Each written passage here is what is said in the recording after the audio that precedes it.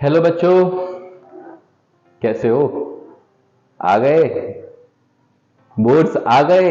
22 तारीख से स्टार्ट है भाई। आ गए बोर्ड्स। खैर, एक चीज बताओ फटाफट, एसी की वीडियो सुनी या नहीं सुनी? भाई साहब सुन लेना, सारा तुम्हारा बोर्ड का पूरा मटेरियल कवर हो जाएगा उसमें।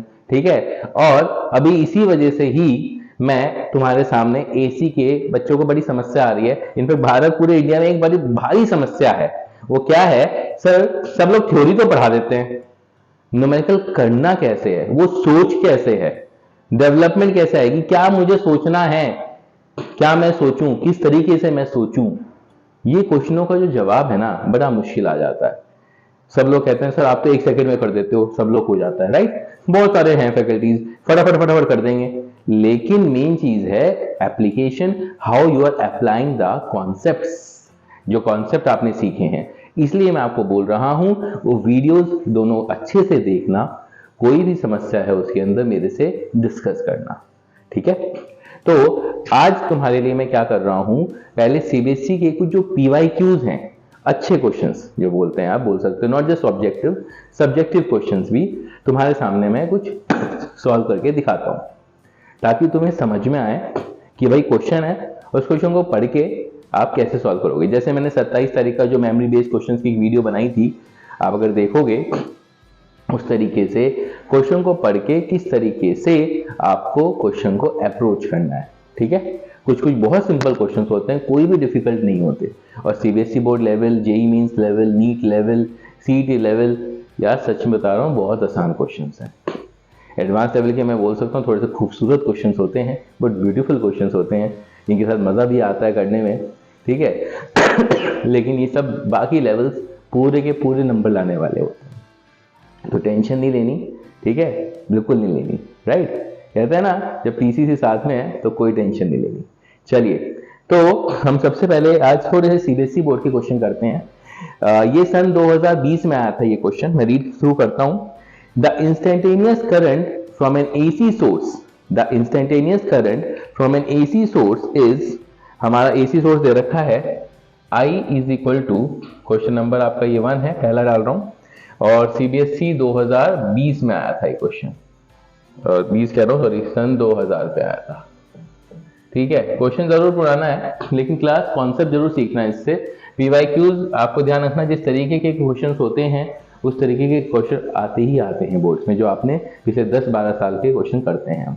तो ये बहुत अच्छे अच्छे क्वेश्चंस हैं, जितने भी आपको मैं बोर्ड से करवा रहा हूं, ताकि आपका थॉट प्रोसेस समझ में आए, ठीक है?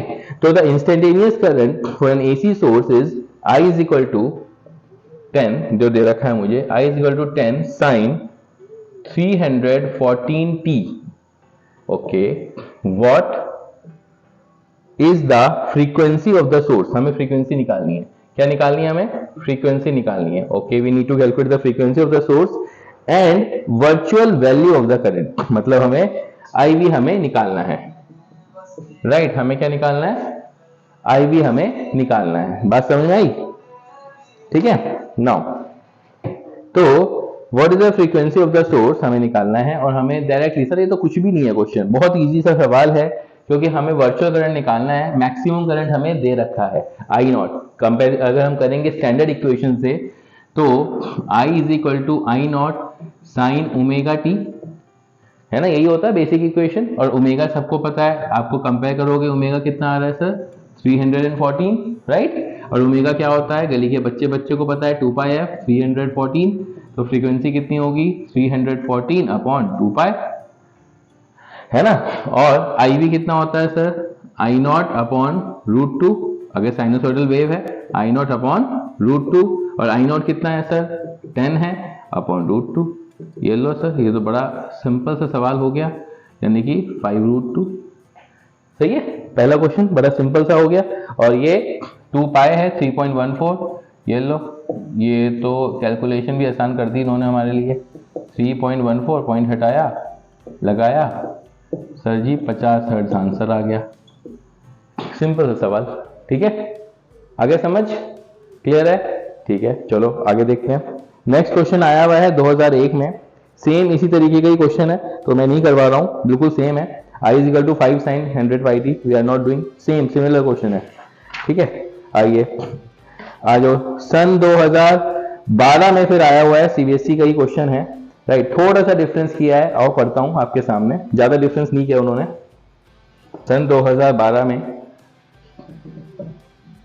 ये क्वेश्चन आया था, alternating voltage given by, voltage दे रखी है इस बार उन्होंने हमें, ठीक है। V is equal to 140 sine 314t is connected across a pure resistor, resistor दे रखा है, R की वैल्यू दे रखी है सर कितनी, 50 ohm, okay. Find the RMS current through the resistor, sir कितने अच्छे लोग हैं, ठीक है। आरएमएस करंट हमें निकालना है, they need us to calculate RMS current, सही है। नाउ अब अगर आरएमएस करंट निकालना है, रेजिस्टेंस हमें दे रखा है, तो सर बढ़िया, अगेन हमें आरएमएस करंट निकालना है, हमें दिमाग में एक ही आता है sir, I naught upon root 2, तो सर हमें आई नॉट चाहिए होगा, है ना। और सर आई नॉट निकालने का कोई मुश्किल फंडा नहीं है, क्योंकि हमें वी नॉट दे रखा है, हमें वी नॉट दे रखा है ना वी नॉट, तो रेजिस्टेंस भी दे रखा है, तो I naught is equal to V naught upon R, V equal to I R, ohm's law. तो वी नॉट कितना है 140 और ये 50, लो सर 14 अपॉन 5, ये मेरा आई नॉट आ गया, ठीक है, एम्पेयर। बस हो गया जिंदगी, और क्या बची, इतना टेंशन नहीं लेने का, ठीक है। ये लो हो गया काम, ठीक है, आई आर एम एस आ गया, इसको आप सॉल्व कर सकते हो आगे फर्दर, ठीक है, क्लियर है, राइट। ध्यान रखना एम्पेयर लिखना मत भूलना, बोर्ड में छोटी छोटी चीजें मैटर करती हैं, क्लियर। नाउ अगला क्वेश्चन देखते हैं, थोड़े से गुड क्वालिटी के जो क्वेश्चंस हैं, बहुत सही। अगेन सीबीएसई 2012 में आया हुआ है, लिखें, light bulb is rated eight 100 what, okay, यानी कि पावर दे रखा है उस बल्ब की, कितनी है सर 100 वॉट दे रखी है, फॉर अ 220 वोल्ट सप्लाई।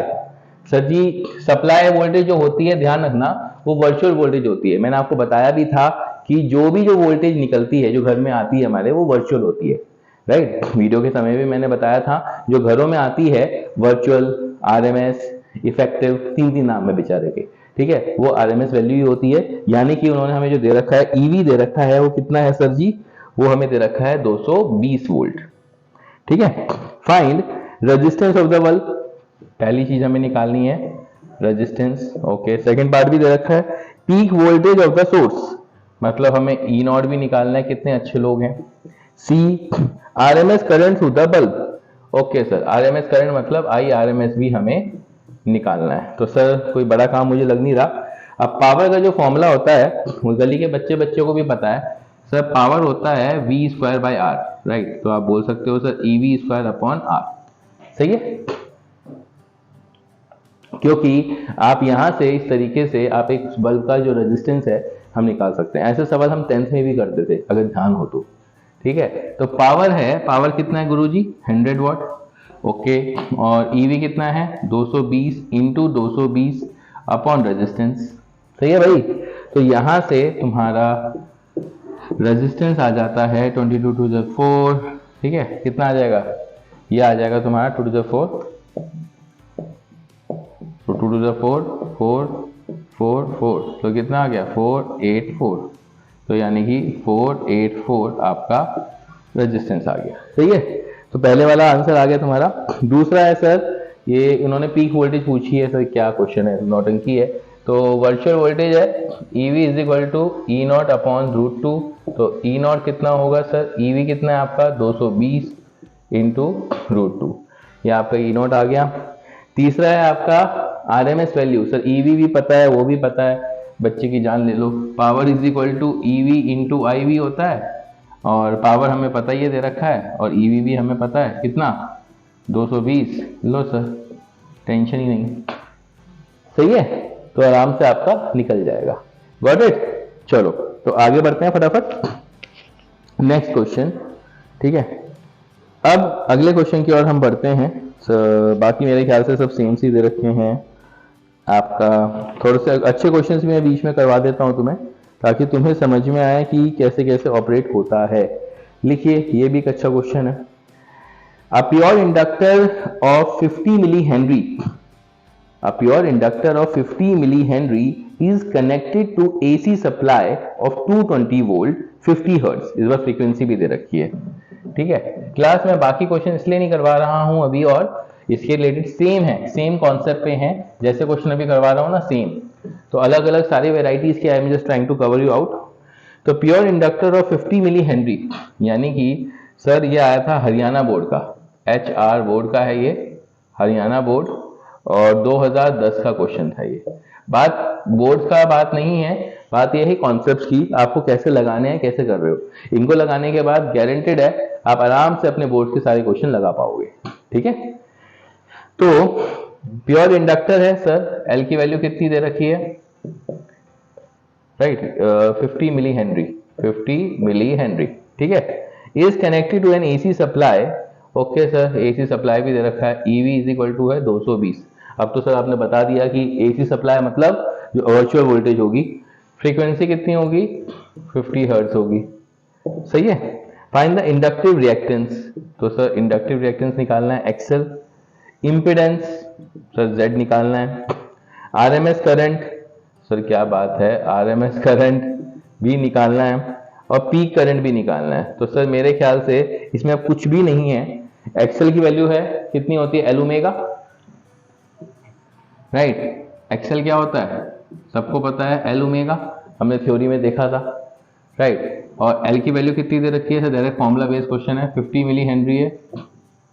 मिली को हमेशा चेंज कर लेना, ये गलतियां बहुत होती हैं, छोटी सी हैं लेकिन गलतियां करते हैं बच्चे, पता नहीं क्यों। 50 मिली हेनरी, ओमेगा क्या होता है 2 पाई एफ, तो 2 पाई एफ, एफ कितना है 50, लो से मल्टीप्लाई कर देना आंसर आ जाएगा, ठीक है, राइट। तो मेरा एक्सेल आ गया, ओके। तो अब आ जाओ आगे, एक्सेल कितना है उनका, फाइनली एक्सेल आया हुआ है तुम्हारा 15, इसको मल्टीप्लाई कर दोगे ओम, ओके। दूसरा उन्होंने क्या पूछा है, अब सर इन्होंने कहा है कि प्योर इंडक्टर है, तो सर डेफिनेटली जो Z होगा उसके अंदर और कुछ तो है ही नहीं, राइट। तो प्योर है तो Z जो होगा सर वही आपका एक्सेल के इक्वल ही होगा, सेम।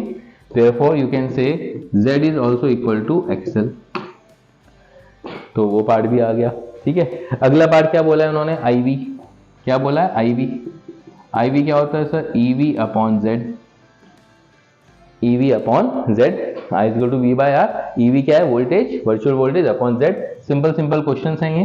तो 220 अपॉन Z, Z कितना है सर जी, यही आपका 15.7, ठीक है। ये आ जाएगा मल्टीप्लाई करके, कितना आ रहा है 14 एम्पियर लगभग आ रहा है भाई, ठीक है। और आई नॉट कितना आ रहा है सर, ये तो क्या ही बोलूं सर, IV इंटू √2, पता है ना, IV is equal to I naught by √2। तो बहुत बच्चों वाले क्वेश्चंस होते हैं, डायरेक्ट फॉर्मुला बेस्ड क्वेश्चंस होते हैं बेसिक। तो आपका √2 है, इसका मल्टीप्लाई कर दोगे 14 इंटू 1.414, ठीक है। जो क्या आंसर आ रहा है तुम्हारा 19.8 आ रहा है इसमें, ठीक है, मल्टीप्लाई कर देना आंसर आ जाएगा। तो बहुत सिंपल सिंपल क्वेश्चन है, मैं क्लास वही बोल रहा हूँ, आपको दिमाग लगाना है कि क्या क्या मुझे एलिमेंट दिए हुए हैं और डायरेक्ट उस बारे में सोचना है जो आपको चीजें पता है। इट्स सिंपल, मैं कहूँगा स्कोरिंग होता है सबसे ज्यादा। नेक्स्ट क्वेश्चन है, अब उन्होंने बोला है, थोड़ा सा हटके क्वेश्चन दे रहा हूं लेकिन बहुत बढ़िया है, अगेन अच्छा सा है, ज्यादा टफ भी नहीं है। A capacitor of 1 microfarad is connected to an AC source, ये बोर्ड्स में नहीं लिखा हुआ है लेकिन ये अच्छा क्वेश्चन है। Again a capacitor of 1 microfarad is connected to an AC source, EMF E की वैल्यू दे रखी है 250, कितना है देखो, a capacitor of 1 microfarad is connected to an AC source, तो सर E की वैल्यू दे रखी है मुझे 250 sin 100 pi t, 100 pi t, ठीक है। Write an equation for the instantaneous current, हमें I की करंट की इक्वेशन हमें लिखनी है, okay. Through the circuit and given reading of the AC ammeter connected in the circuit, कुछ नहीं है इन्होंने हमें कैपेसिटर भी दे रखा है 1 माइक्रोफैरड का, ठीक है। उन्होंने बोला है कि एसी से कनेक्टेड है, तो आप अगर बनाओगे तो मेरे ख्याल से आपको समझ में आ रहा होगा कि क्या करना है हमें। ये मेरा कैपेसिटर है और ये ई की वैल्यू है, E is equal to E naught sine omega t, है ना। तो आई की वैल्यू आ गई। तो अब आपको दिख रहा होगा कि जो कैपेसिटर है वो डेफिनेटली करंट लीड करता है ना। तो करंट की जो इक्वेशन होगी ये तो श्योर है sir, I is equal to I naught sine omega t plus pi by 2। तो डरना नहीं होता कि सर, हाँ हमें, क्योंकि ऑलरेडी हमें पढ़ा है सर कि करंट की जो इक्वेशन होती है उसमें करंट क्या करता है, लीड करता है। कैपेसिटर में क्या करता है, करंट लीड करता है। तो प्लस π/2 तो हम लिखेंगे है ना। अब ओमेगा है और आई नॉट, बस अब क्वेश्चन बचा आई नॉट निकालने का, है ना। और सी दे ही रखा है, तो सी दे रखा है तो समझ जाओगे एक्सी निकलेगा। एक्सी क्या होता है, 1/ओमेगा सी, और ओमेगा क्या है अगेन 2πf। अब ओमेगा दे रखा है, टेंशन लेने की जरूरत ही नहीं है। साइन ओमेगा टी तो 100 पाई ऑलरेडी दे हैव गिवन, और कैपेसिटेंस की वैल्यू कितनी है 1 माइक्रोफैरड, मतलब 10⁻⁻6 फैरड। 6 को ऊपर लेके चले जाओगे, कैलकुलेशन कर लेना भाई, ठीक है। वहां पे मेजर टास्क कैलकुलेशन का भी होता है, 10⁻⁴ अपॉन पाई, ठीक है। तो ये तुम्हारा एक्सी आ जाएगा, इतना ओम, क्लियर। बस, और उसके बाद ई नॉट कितना दे रखा है आपका 250 अपॉन एक्सी, जो भी आपका निकला है, साइन ओमेगा कितना है सर 100 पाई टी प्लस π/2। आपको इंस्टेंटेनियस करंट की वैल्यू लिखनी थी और एक्सी की वैल्यू आप यहाँ से सॉल्व करके, कितना आ रहा है भाई एक्सी तुम्हारा आ रहा है पूरा सॉल्व करके 0.0786, इसको पूरा सॉल्व करके 0.0786 साइन। तो बहुत सिंपल सवाल होते हैं, और एसी के क्वेश्चन तो सही बताऊं इस लेवल पे बहुत ही सिंपल होते हैं। ये लीजिए, ये आपकी इक्वेशन बन गई, ठीक है क्लास। नाउ, और उन्होंने क्या पूछा था, write the equation of the instantaneous current through the circuit and given reading of the AC ammeter. AC ammeter क्या मेजर करेगा सर, आरएमएस ही करेगा। आरएमएस कैसे करोगे, I0/√2 लो सर, आरएमएस ही मेजर करेगा, तो I0/√2, I0 कितना है 0.0786 अपॉन √2, सॉल्व कर लेना, ठीक है। आंसर दे रखा है 0.06, ठीक है। बात यह है कि मैटर हमें सीखना है कि कैसे हम अप्रोच करते हैं, कैसे हम उसको सोचते हैं क्वेश्चनों को। बहुत सिंपल सवाल। नेक्स्ट क्वेश्चंस, हम आगे बढ़ते हैं क्लास। अब अगला जो क्वेश्चन है बहुत सिंपल है, ये भी ज्यादा कोई बिल्कुल भी टफ नहीं है, बट हाँ थोड़ा सा अलग है, तो डेफिनेटली कर पाऊंगा जरूर। देखो, a coil when connected across a 10 volt DC supply, ये सीबीएसई सैंपल पेपर्स में आया हुआ क्वेश्चन है आपका। A coil when connected across 10 volt DC supply draws a current of 2 ampere, ठीक है सर। मेरे ख्याल से लिखिए class, A coil when connected across a 10 volt DC supply, ठीक है सर, यानी कि DC सप्लाई है तो VDC कितना हो गया 10 वोल्ट हो गया सर, ठीक है। draws a current of 2 ampere sir, current कितना है sir ji 2 ampere. When it is connected across a 10 volt 50 hertz AC supply, यानी कि ERMS जो दे रखा है या EV जो दे रखा है वो कितनी है, वो भी सर 10 वोल्ट है। फ्रीक्वेंसी दे रखी है 50 हर्ट्ज, अब आपको समझ में आ रहा होगा, है ना। सप्लाइज द सेम कॉइल, मतलब supply the same coil drawers the current of 1 ampere. इस समय जो करंट हो गया वो कब है आपका 1 एम्पेयर, राइट।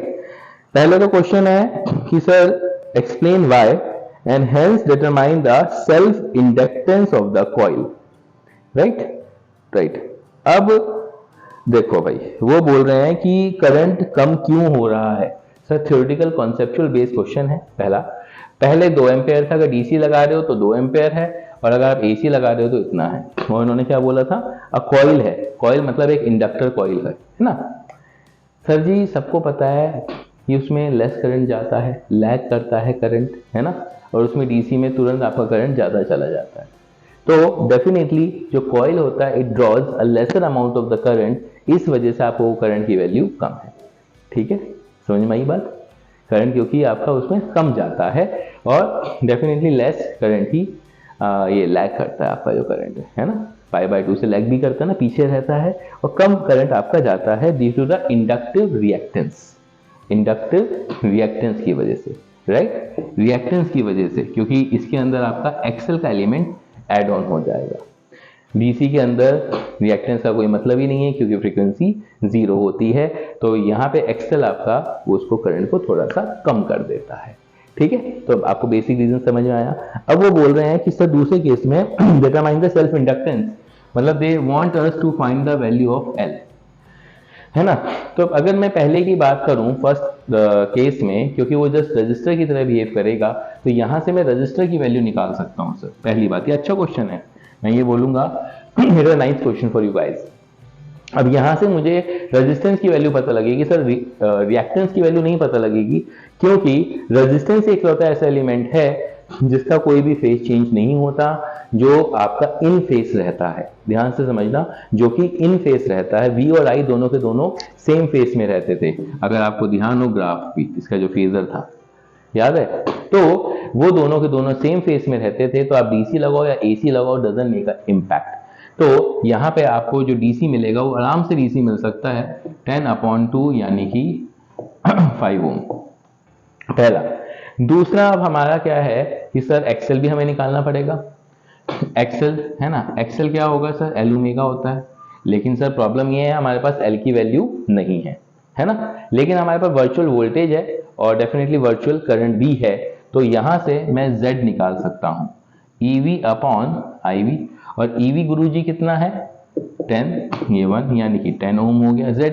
और सर फिर तो आपको पता ही है Z is equal to under root R square plus X L square, है ना। और Z कितना है आपका 10, 100 is equal to R square कितना है 25 प्लस एक्सएल स्क्वायर। सही है class.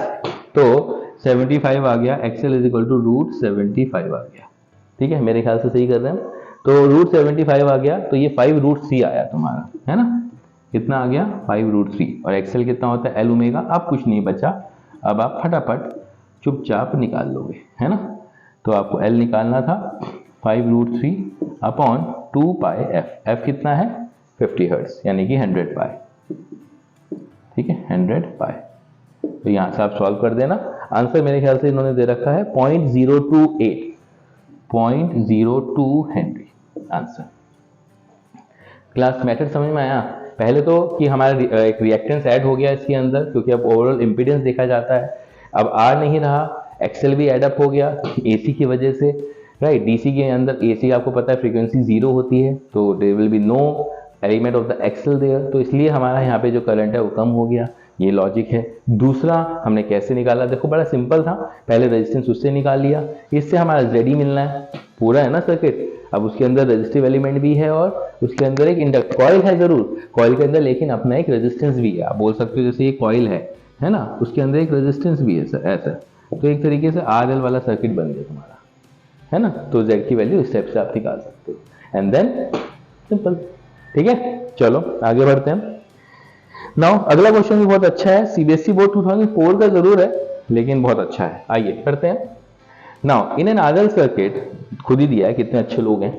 RL circuit potential difference across the inductor L is 120 volt, right. Potential difference across L is कितना है सर 120 वोल्ट, बहुत अच्छे लोग हैं। And potential difference across R is sir जी हमें दे रखा है 90 वोल्ट। ठीक है। If RMS value of the current is 3 ampere, okay boss, RMS कितना है 3 एम्पेयर है। What is the impedance of the circuit. Sir इसमें क्या प्रॉब्लम आ गई, सर आप वी आरएमएस निकाल लीजिए। हम जब फेजर बनाते थे, याद है क्लास, हम फेजर बनाते थे ना, ये रिमेंबर। और अगर वहां पे से VL है, ये ऊपर वाला VL है और ये कितना है VR, तो V निकालते थे रिजल्टेंट और V RMS ही होता था और ये FI होता था एंगल। तो V RMS is equal to कितना आएगा VL square plus VR square. यहीं से आपका Z का हम डिराइव भी करते थे। तो VL कितना है 120 का स्क्वायर प्लस VR कितना है 90 का स्क्वायर। तो तुम्हारा यहाँ से भाई साहब V आ जाएगा, राइट। तो इन्होंने जो सबसे पहली चीज पूछी है, what is the impedance of the circuit and what is the face angle. Impedance पूछा है और फेस एंगल पूछा है फाई, राइट। तो आपका V आ गया सर, राइट। IRMS आपको दे ही रखा है और VRMS आपने निकाल लिया। क्यों निकाला हमने, क्योंकि सर Z निकालने के लिए हमें VRMS अपॉन IRMS की जरूरत पड़ती है। तो VRMS को सॉल्व करेंगे तो इसको सॉल्व करके आ रहा है 150 वोल्ट।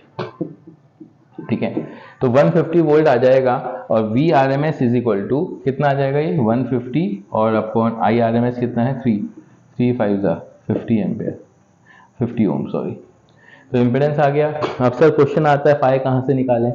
सर बड़ा इजी है, ऐसी कोई टेंशन वाली बात नहीं है, क्योंकि 10 फाई होता था, आप यहीं से भी देख सकते हो ये फाई है, तो VL अपॉन VR, तो VL अपॉन VR। तो VL गुरुजी कितना है 120 वोल्ट और VR कितना है 90 वोल्ट। तो 3 3 9 3 4 12 यानी कि 4/3 आपका, और 5 इज इक्वल टू 10 इनवर्स, 10 इधर चला जाएगा और ये मेरा 4/3। ठीक है, बात समझ में आई क्लास? तो this is how you can easily calculate. कोई क्वेश्चन टफ नहीं है गुरु, ध्यान रखना। आप यहीं भी छोड़ देना, क्योंकि आपको अगर डाटा भी टेबल नहीं देते हैं वो एंगल वाली, तो आप यहीं छोड़ सकते हो, कोई भी समस्या नहीं है। ठीक है, नाउ नेक्स्ट क्वेश्चन की हम बात करते हैं। ठीक है, अगला वो कह रहे हैं, थोड़ा सा हटके है भी क्लास, लिटिल बिट, ज्यादा हटके नहीं है, लेकिन हाँ इट्स अ नाइस क्वेश्चन। आइए, 60 वोल्ट 10 वोल्ट, बहुत अच्छा क्वेश्चन मैं ये कहूंगा आपके लिए, सभी के लिए।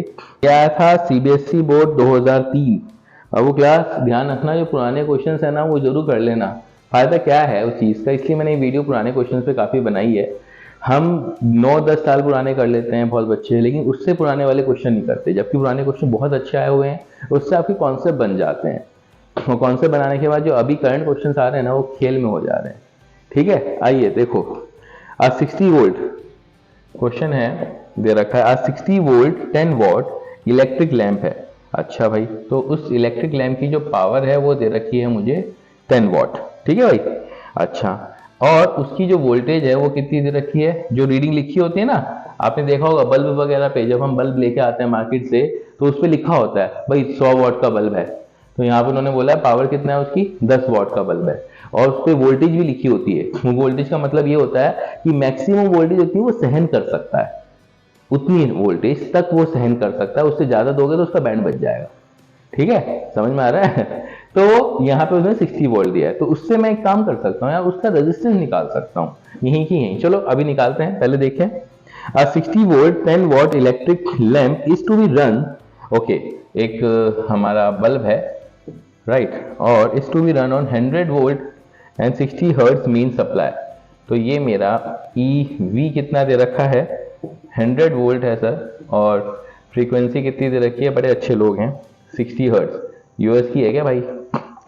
Calculate the inductance of a choke coil required. ठीक है, इन्होंने L पूछा है, they have asked L, okay. If a resistance to be used in place of a choke coil, वो कह रहे हैं अगर हमें रेजिस्टेंस यूज करना है in place of a choke coil, ठीक है, अगर हम सिर्फ रेजिस्टेंस यूज करते हैं to achieve the same result, तो उसकी वैल्यू कितनी होगी सर? ये बहुत अच्छा सुपर क्वेश्चन बन गया आपका। उस समय वैल्यू कितनी होगी अगर मैं कॉइल की जगह पर क्या यूज करता हूं, अगर रेजिस्टेंस यूज करता हूं तो मुझे कितना लगाना पड़ेगा? चलो पहले क्या करना पड़ेगा, मुझे L निकालते हैं। ठीक है, ये अच्छा क्वेश्चन है, ध्यान रखना क्लास।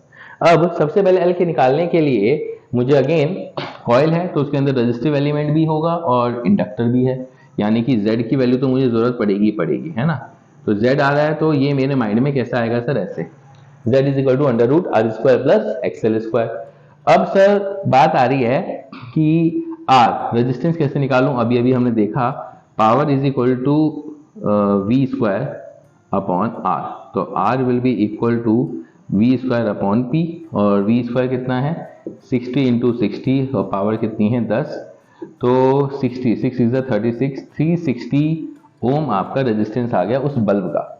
ठीक है, अच्छा सर EV दे रखा है, फ्रीक्वेंसी भी दे रखी है ना, और अब मुझे रेजिस्टेंस निकालना है। पहले ये आ गया, रेजिस्टेंस आ गया, ठीक है भाई। अब रेजिस्टेंस मुझे मिल गया है क्लास, और एक्सेल होता है L ओमेगा, हमें L निकालना है, तो मेरे ख्याल से सबसे पहले हमारा जो टारगेट होना चाहिए L निकालने का और L एक्सेल निकालने का। और एक्सेल निकालने के लिए गुरुजी आपको Z पता होना चाहिए। अच्छा, इन्होंने क्लास हमें करंट दिया है क्या? इन्होंने करंट नहीं दिया, लेकिन हम करंट निकाल सकते हैं ना, क्योंकि रेजिस्टेंस अगर उससे पास हो रहा है तो yes we can find out the current. तो IV इज इक्वल टू कितना आएगा 60 upon 60, IV is equal to EV upon R कितना आया 360, तो 6 1 6 6, तो ये आपका मेरा 1/6 आ गया। तो मेरा करंट भी आ गया सर। अब करंट आ गया तो मेरा Z आ जाएगा, Z होता है EV अपॉन IV। ये बाबू यहाँ पे ट्विस्ट फैक्टर का ध्यान रखना। EV क्या है, EV है सर 100 और IV कितना है सर 1/6, यानी कि 600 ओम आ गया। तो सर 600 अगर ये ओम आ गया तो यहाँ से मैं एक्सेल निकाल सकता हूँ, है ना। Z कितना है 600 is equal to R square class कितना है, व्हाट इज आर स्क्वायर, 360 का होल स्क्वायर प्लस प्लस आपका एक्सएल स्क्वायर, ठीक है, प्लस एक्सएल स्क्वायर। तो यहां से जब आप सॉल्व करोगे क्लास, एक्सएल की वैल्यू जो निकल के आ रही है वो आ रही है 480 ohm, 480 ohm. And finally X L अगर आपका आ गया तो X L is equal to L omega, फिर अब कुछ बचा ही नहीं है, 480 अपॉन 2 पाई एफ। तो 480 यानी कि 240 कह सकते हो, 240 अपॉन 22/7। और फ्रीक्वेंसी गुरुजी कितनी है, 60 हर्ट्ज की फ्रीक्वेंसी यूज की गई है, राइट। 6 4 24, 2 2 4, 2 11 यानी कि 14 अपॉन 11, ये आपका इंडक्टेंस आ गया। इंडक्टेंस की वैल्यू आ रही है आपकी फाइनली वैल्यू 1.274, ये हेनरी, ध्यान रखना इसकी यूनिट जो होती है हेनरी होती है, ठीक है। तो L is equal to this 1.274, 1.274। Now अब कुछ भी नहीं है, अगर उन्होंने बोला है कि अगर मैं ये यूज नहीं करता हूं, राइट, अगर मैं ये यूज नहीं करता हूं आपका कॉइल की जगह पर, राइट, तो मैं क्या करूंगा, मैं कितना रेजिस्टेंस लगाऊंगा सर। ओवरऑल जो Z था मेरा वो कितना था सर, 600 था। ओवरऑल जो मेरा Z था वो कितना था, 600 था। और अगर आप नोटिस करोगे मेरा रेजिस्टेंस कितना है, जो एक्चुअल वैल्यू रेजिस्टेंस की है, कि कॉइल में एक्स्ट्रा क्या मिल रहा है मुझे, एक्सएल ही मिल रहा है ना। तो यानी कि अगर मैं वो रेजिस्टेंस माइनस कर दूं, मुझे रेजिस्टेंस लगाना है, वो कह रहे हैं रेजिस्टेंस उसकी जगह पे लगा दूंगा, तो कितना है, यहाँ तो स्क्वायर का पंगा पड़ रहा था तो एक्सएल आया, इसी वजह से ये बहुत जने ये भी कर देते हैं कि सर लेकिन ये तो कॉइल का रेजिस्टेंस है ना, समझ रहे हो, ये कॉइल का रेजिस्टेंस है। और आपको किसका निकालना है, आपको अगर कॉइल, वो कह रहे हैं अगर नहीं होता तो क्या रेजिस्टेंस लगाते आप, तो आप ये नहीं है कि कॉइल का रेजिस्टेंस माइनस कर दोगे, नहीं, you can not do that, क्योंकि ये स्क्वायर में रहता है और वो सिंपल एक रेजिस्टेंस होगा, वो ऐड अप होगा सीरीज में। तो यानी कि Z आपका टोटल था, Z आपका टोटल था 600 आया था, जो कि तो 600 माइनस जो आपका रेजिस्टेंस वाला एलिमेंट है 360, तो ये आपका R डैश होगा, जो इफेक्टिव रेजिस्टेंस है। आंसर आपका कितना आ जाएगा, 240 समथिंग आएगा, हाँ 240 ओम। क्लास अच्छा क्वेश्चन था ये, ठीक है। गलतियां कहाँ होती हैं, नहीं समझ आता कि प्रोसीड कैसे करेंगे इस क्वेश्चन पे। तो it was a nice question which came, ठीक है, सीबीएसई बोर्ड 2003 के था, ध्यान रखना, सीबीएसई बोर्ड 2003 में ये क्वेश्चन आया था, ठीक है। लेकिन ऐसे ऐसे क्वालिटी क्वेश्चंस आते हैं, ध्यान रखना है, बहुत बढ़िया है। आओ नेक्स्ट क्वेश्चन क्लास हम करते हैं, ये भी अच्छा है, ये इस टाइप के क्वेश्चन नीट में भी आ रहे हैं अभी जो अब मैं करने जा रहा हूं। ये आया था सीबीएसई बोर्ड 2006 में। अब आप सोचो, when an inductor L and a resistor R is connected across 12 volt 50 hertz AC supply, okay, ये है जो मैं करने जा रहा हूं, सीबीएसई बोर्ड 2006, सीबीएसई 2006, ध्यान रखना ये बात, ठीक है। when an inductor L and a resistor R connected across 12 volt, ठीक है, 50 हर्ट्ज सप्लाई, यानी कि सर ईवी दे रखा है मेरा 12 वोल्ट और फ्रीक्वेंसी मेरी दे रखी है 50 हर्ट्ज, ठीक है। तो हम क्वेश्चन कर रहे थे, current of 0.5 ampere flows through a circuit, what is the value of R if current differ in phase from applied voltage by π/3 radians. यानी कि सर सबसे बढ़िया चीज दे रखी है फाई की वैल्यू π/3, तो हम वो पूछ रहे हैं what is the value of R की वैल्यू हमसे वो पूछ रहे हैं, what is the value of R if the current differ in phase from applied voltage, ठीक है, by π/3 रेडियंस, ठीक है सर। तो हमसे वो रेजिस्टेंस की वैल्यू पूछ रहे हैं, और 10 फाई डेफिनेटली सर बिल्कुल दिमाग में आएगा, क्योंकि फाई है तो 10 फाई कितना होता है, एक्सएल अपॉन आर, और 10 π/3 यानी कि 1060 डिग्री, 1060 होता है √3 is equal to X L upon R. तो एक्सएल की वैल्यू कितनी होगी सर, √3r, राइट। और डेफिनेटली सर Z कितना होता है, EV अपॉन IV, है ना, Z आपका EV अपॉन, जो हमारी चीजें दिमाग में आएंगी। और इन्होंने करंट भी दिया है, सप्लाई करंट ऑफ 0.5, वो मैंने लिखा ही नहीं है, करंट है कितना 0.5 एम्पियर, तो Z हो गया मेरा 12 अपॉन हाफ, यानी कि 24 ओम, सही है। अच्छा ये 24 ओम आ गया Z, ओके। और एक्सएल की वैल्यू है √3r, तो अब कुछ भी नहीं बचा मेरे ख्याल से, Z² is equal to R² plus कितना है एक्सएल स्क्वायर और आर स्क्वायर, ध्यान रखना इसका बड़ा कॉमनली यूज होता है, और एक्सएल की वैल्यू कितनी हो गई 3r स्क्वायर यानी कि 4r स्क्वायर, ये मेरा z स्क्वायर हो गया, z is equal to 2r, ठीक है, और z की वैल्यू कितनी है 24, तो 24 यानी कि 12 ओम आपका रेजिस्टेंस की वैल्यू आ गई, ठीक है, तो रेजिस्टेंस की वैल्यू कितनी आ गई 12 ohm. Clear class, easy, right. Next हम बढ़ते हैं फटाफट आगे की ओर। ये सीबीएसई बोर्ड अगेन 2004 का क्वेश्चन है, बट पावर फैक्टर पे कुछ अलग से क्वेश्चन दे रखा है। An AC circuit consist of a series combination of a circuit element X and Y. An AC circuit consist of a series combination of a circuit element X and Y, हमें नहीं पता दे रखा है इन्होंने क्या एलिमेंट है। A current is a head of a voltage, sir current आगे है, सर कैपेसिटर, सही है, तो current is the head of a voltage in phase by pi by 4, यानी कि आपका फेज एंगल भी दे रखा है cos पाई बाय 4। चलो बहुत बढ़िया, करते हैं, रुको, क्वेश्चन का लिंक समझ में आ गया कि क्या क्या हमें उन्होंने दे रखा है, ठीक है क्लास। इसके बाद ना मैं जेई मेंस के भी और नीट के भी पीवाईक्यूज की तुम्हारे बनाऊंगा, ताकि तुम थोड़ा सा अच्छे से आइडिया लग जाओ और एसी पे थोड़ी पकड़ आ जाए। AC circuit consists of a series combination of a circuit element X and Y. A current is the head of a voltage in phase by pi by 4. तो कैपेसिटर है सर, सब साफ समझ में आ रहा है, और उसके बाद आपका जो फेस एंगल दे रखा है वो पाई बाय 4 है, ओके।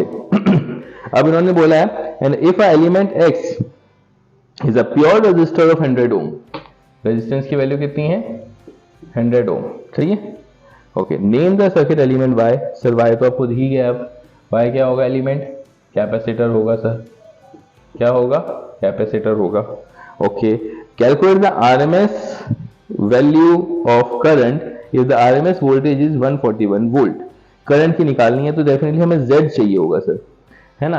अब जेड कहां से निकालूंगा सर, एक चीज कर सकता हूं, cos phi is equal to R upon Z है, आपने बताया था सर पावर फैक्टर फेस, तो cos 5/4 कितना होता है cos 45 डिग्री 1/√2 होता है। यहां से मेरा काम हो जाएगा क्योंकि मुझे z पता लग जाएगा डायरेक्ट, तो z हो गया मेरा 100√2, और अगर z मेरा 100√2 हो गया सर, अब कुछ नहीं बचा, √r² प्लस xc स्क्वायर, यहां से मेरा xc आ जाएगा, राइट। बल्कि एक काम करना पड़ेगा बाबू, जरूरत ही नहीं है इसकी जरूरत ही नहीं है, क्योंकि हमें क्या निकालना है, हमें निकालना है भाई साहब इसमें RMS value of the current, और आरएमएस वोल्टेज दे रखा है, ईवी मुझे दे रखा है कितना भाई 141 वोल्ट, 141 वोल्ट, ध्यान रखना सीबीएसई बोर्ड 2004 में आया था, सीबीएसई 2004, ठीक है। तो ईवी हो गया हमारा 141 वोल्ट, और आईवी कितना होता है ईवी अपॉन जेड, सर अब तो फॉर्मूले भी याद हो गए होंगे, ईवी कितना है 141 अपॉन जेड, जेड कितना है 100√2, काम खत्म, 1.414 है, मेरे ख्याल से बड़ा इजीली सॉल्व हो जाएगा, 141 अपॉन 100 1.414, 100 लगाओ, लो सर ये तो मजा आ गया, ये आपका 1 एम्पियर करंट, सही है, बड़ा आसान सा सवाल लेकिन अच्छा सवाल, ठीक है क्लास, बात समझ में आ रही है। नाउ अब एक और बहुत अच्छा क्वेश्चन है एनसीईआरटी का, लेकिन बहुत अच्छा question, again you should know this कि कैसे कैसे होता है, आता भी है। A resistor of 200 ohm and a capacitor of 15 microfarad are connected in series to a 220 volt 50 hertz AC source. अच्छा सर, ठीक है, क्वेश्चन को पहले लिख लेते हैं जो जो उन्होंने डाटा हमें दे रखा है। ये एनसीईआरटी का सवाल है आपका, ठीक है, NCERT, right? A resistor of 200 ohm and a capacitor of 15 microfarad, यानी कि रेजिस्टेंस दे रखा है 200 ohm, कैपेसिटर दे रखा है 15 microfarad, are connected in series, ठीक है, एक रेजिस्टर है एक कैपेसिटर है ना, और इन्होंने वैल्यू भी दे रखी है, ये 200 ओम है और कैपेसिटर की है 15 microfarad, AC source 220 volt AC और ये 50 हर्ट्ज, ठीक है। Calculate the current in the circuit, तो सर सबसे पहले तो उन्होंने करंट मांगा है, सर्किट में, तो आई वी माना है तो दिमाग में आएगा वही ई वी अपॉन जेड आएगा। ई वी हमें ऑलरेडी पता है 220 वोल्ट अपॉन जेड। जेड की वैल्यू निकाल लेते हैं सेम फंडे से, again R square plus X C square, ठीक है। और आर हमें ऑलरेडी दे रखा है सर 200 ओम का, प्लस एक्स सी अलग से निकाल लो, 1 अपॉन ओमेगा सी निकल जाएगा। ओमेगा कितना है 2 पाई एफ, सी कितना है 15 माइक्रोफैरड, राइट। फ्रीक्वेंसी भी दे रखी है 50 हर्ट्ज। तो एक्स सी की वैल्यू मैं बता देता हूँ, सॉल्व करके आएगी तुम्हारी इसमें 212.3 ओम, सही है 212। तो 212 रखोगे तो कैलकुलेशन ध्यान रखना थोड़ी सी वो ऐसी है वीक सी, लेकिन ठीक है आपको कॉन्सेप्ट सीखना है और फिर कैलकुलेशन तो होती रहेगी। मैथ्स में तो काफ़ी हद तक ठीक ही हो यार, स्क्वायर रूट वगैरह। तो 291.7 ओम। अगर नहीं आती कैलकुलेशन तो थोड़ा सा अप्रॉक्सीमेशन करके भी तुम थोड़ा सा निकाल सकते हो, अगर बोर्ड्स में ऐसे ऐसे क्वेश्चन आते हैं। वैसे वो इस टाइप के क्वेश्चन देना उन्होंने बंद कर दिया है, मतलब वैल्यूज ऐसी, तो ईजी वैल्यू देते हैं कैलकुलेशन ताकि बच्चों के लिए ईजी हो जाए, ठीक है। नाउ अब यहाँ से आपको z पता लग गया तो मेरे ख्याल से अब कुछ नहीं रहा, तो यहाँ से 220 अपॉन 291.7, ठीक है। तो यहाँ से तुम्हारा करंट की वैल्यू आ जाती है 0.75 एम्पियर, ठीक है 0.75 एम्पियर। तो पहले वाला करंट निकल गया, ओके। दूसरा है calculate the RMS voltage, voltage across the resistor and a capacitor. Sir कुछ नहीं है, voltage across the resistor I V into R, voltage across the capacitor I V into X C, है ना। यही होता है V equal to I R, उसके across voltage इसके अक्रॉस वोल्टेज हम करते हैं ना वी आर और ये वी सी, तो कोई टेंशन ही नहीं है, ठीक है। तो वी आर है और वी सी है। अच्छा कितना आ रहा है 150.8, इसको सॉल्व करोगे तुम 150.8 और इसको भी अगर आप सॉल्व करते हो it is coming out to be 159.2, right. तो अब एक क्वेश्चन जो सबसे बड़ा इन्होंने पूछा है, is the algebraic sum, is the, मैं पढ़ के सुना रहा हूं, is the algebraic sum of these voltages more than the source voltage? If yes, resolve the paradox. Sir question ये आता ही है, बल्कि अभी भी बहुत जना इस समय आ रहा है इस टाइप के क्वेश्चन, रिजॉल्व द पैराडॉक्स। हाँ सर, सम अगर आप देखोगे 159.2 और 150.8 अगर आप ऐड करते हो 159.2 और 150.8 10 10 11 और ये 300, सर 310 आ रहा है ना।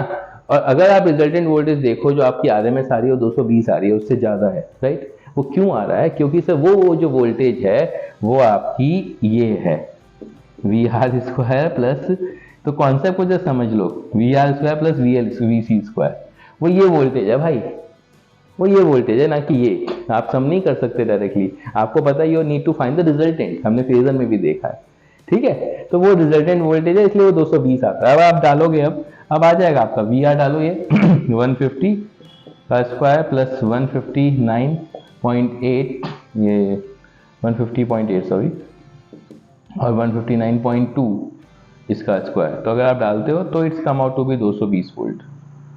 बात समझ में आई ये, तो इसलिए रिजॉल्व द पैराडॉक्स। मेरे ख्याल से तुम्हें सारी कहानी समझ में आ रही होगी किस तरह से हम सीबीएसई बोर्ड के क्वेश्चंस को टैकल आउट करते हैं, ठीक है, राइट।